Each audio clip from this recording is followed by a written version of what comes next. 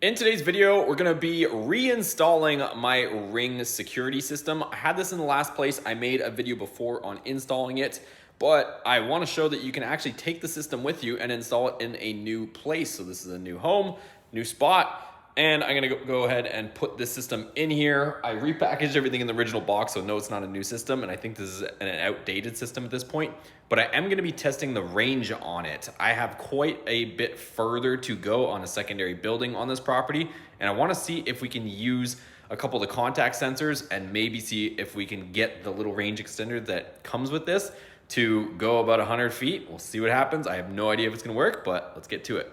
So if you guys haven't seen my original video on reviewing this thing, I would go check it out. I've been super happy with this. I've just been using I don't get paid or anything to do any of this. It's all my own dime.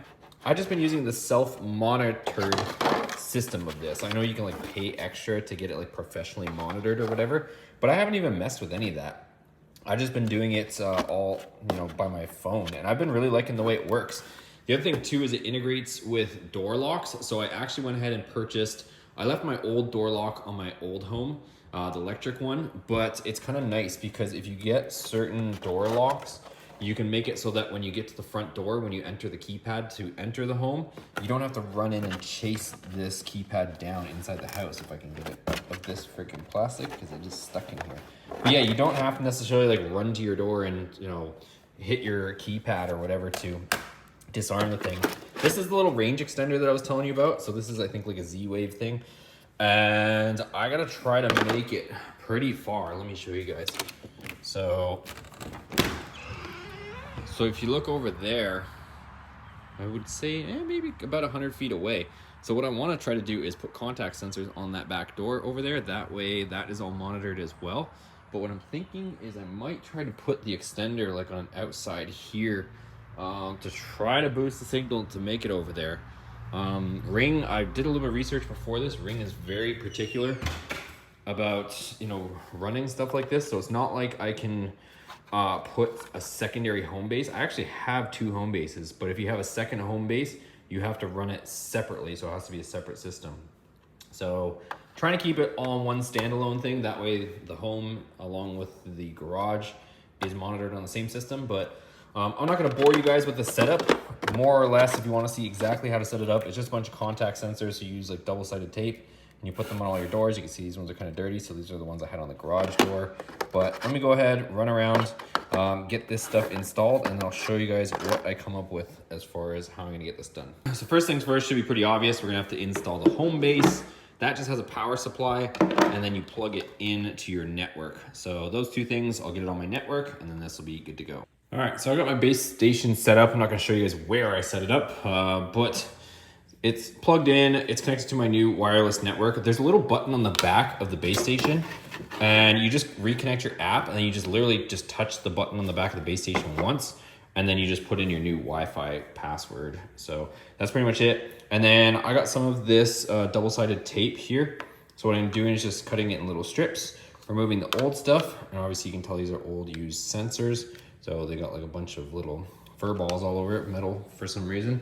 And I'm just going around the place and reinstalling them. So they're a little bit dirty, but you can see they still work. These are the original batteries from this system from years ago. So I'm pretty impressed with how this is all working. But let me go ahead, get a few more of these contact sensors around. And I also did put the motion sensor up. So I got the motion sensor and I'm just running around throwing up my contact sensors.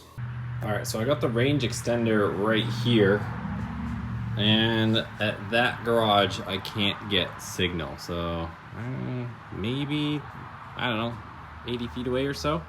I'm gonna try one more thing though. I haven't lost all hope. I have another plug that's a little bit closer to here to the end of the house. So I'm gonna try to move it, probably be able to bring it 20 or 30 feet up, and hopefully I can get it on those 2 garage doors.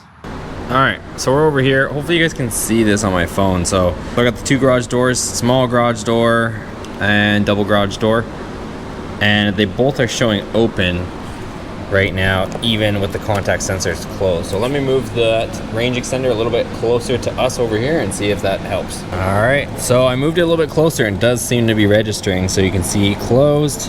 Hopefully you can see on the screen. And if I open it, it shows open.